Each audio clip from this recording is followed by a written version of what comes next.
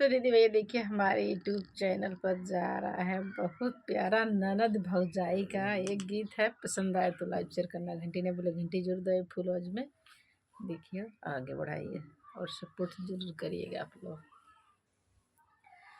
जानी जाई है तनाऊ दियाई भौजाई हो, जानी जाई है तनाऊ दियाई भौजाई हो, जानी करिया हमारा से लड़ाई भौजाई हो, जानी करिया हमारा से लड़ाई भौजाई हो।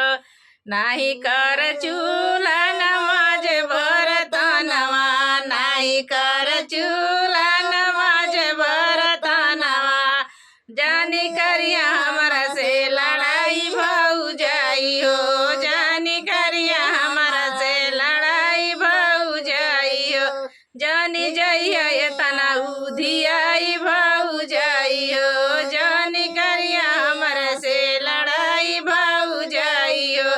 राती भर देख लू तू आई मोबाइल हो, राती भर देख लू तू आई मोबाइल हो, भोरवे में आवेला यहाँ भौजाई हो, भोरवे में आवेला यहाँ भौजाई हो, जानी करिया हमारा से लड़ाई भौजाई हो। जाई के निनाई हर सिखला गुनावा सहुर हो, जाई के निनाई हर सिखला गुनावा सहुर हो, नाही जैबू तू ही खादराई भौजाई हो, नाही जैबू तू ही खादराई भौजाई हो, जानी करिया हमारा से लड़ाई भौजाई हो, जानी करिया हमारा से लड़ाई भौजाई हो, जानी जइया तू ही उधियाई भौजाई हो, जानी जइया तू ही उधियाई भौजाई हो,